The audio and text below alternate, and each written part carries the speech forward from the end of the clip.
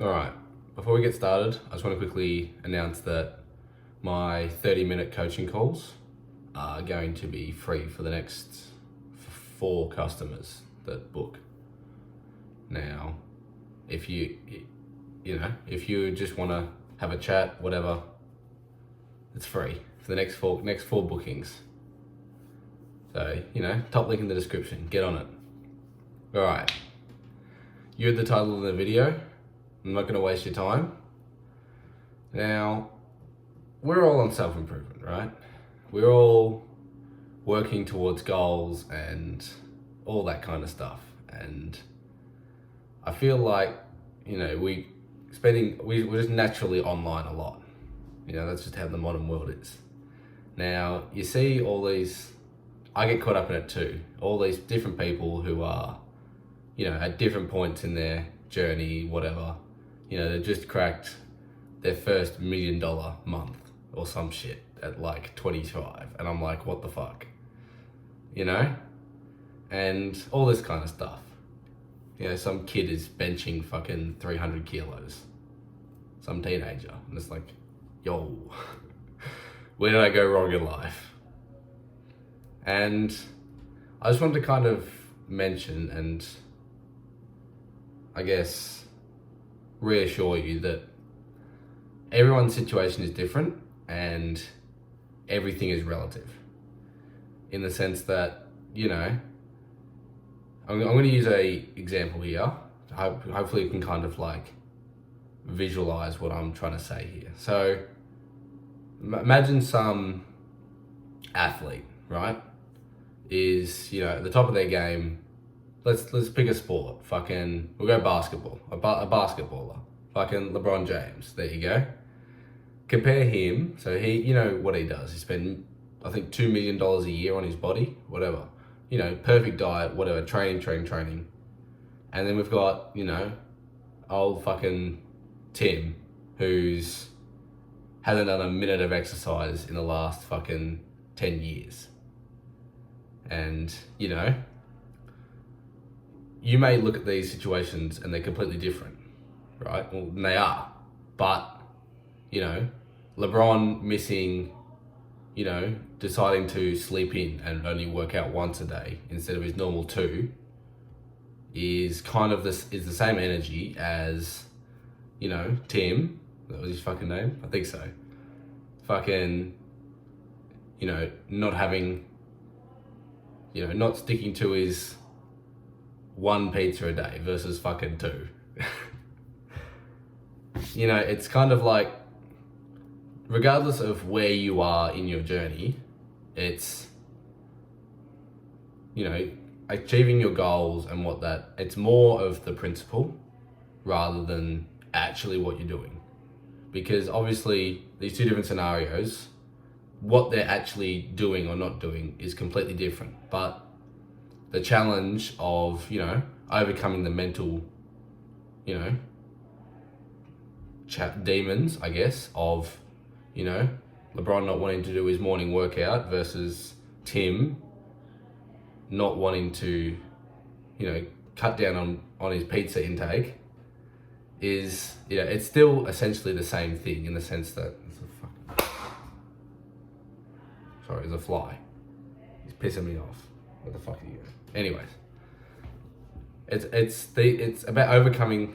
Both these scenarios are completely different, but they're fundamentally they're the same, and that's what I mean when I say everything is relative. Because as long as you are actively challenging yourself and improving on the person you were yesterday, you're improving. Whether that is cutting down on your pizza intake or doing your second workout of the day, doesn't actually fucking matter. It doesn't matter what you're doing, it's the principle and the challenge, I really didn't want to record this video, but that's about me overcoming my mental demons and, telling my brain to shut up and doing it anyway. Like, it could be, versus a fucking Mr. Beast. I get he's a lot more involved in his videos, and it takes quite a while to edit and produce and all that. But you know, the actual recording part is, that's his job. It's kind of just what he does. But if he still doesn't, record and produce the best quality he can, he's going to suffer. His things are going to do as well. So it's about, again, two vastly different scenarios. Pretty much two ends of the spectrum, really. But it's still making sure that you are better than you were yesterday. And that's basically what I'm trying to get at. Like, regardless of what you're doing, you shouldn't be getting caught up with what it is you're doing.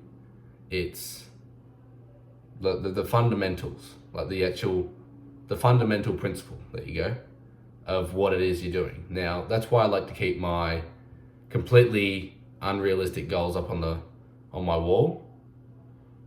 I think I can turn this around. No, I've got goals down. So regardless of whoever the fuck else is doing what, I've got my goals up there, and if I'm working towards that, that's all good. Now, but I don't think I'm going to be getting 1,000 subscribers by the end of the year. What have we got? 2.5 months? 3.5 months? Probably not, but, it's all about just continuing to grow and learn and improve and, really make a conscious effort to improve. And that's essentially what self-improvement is. And I feel like the easiest way to get used to this is to just fall in love with the process. Rather than stress over the end goal, like the 1,000 subscribers, I've just learned to, enjoy recording and, brainstorming ideas and editing and thumbnails and all that. And then I hope at least, I will grow.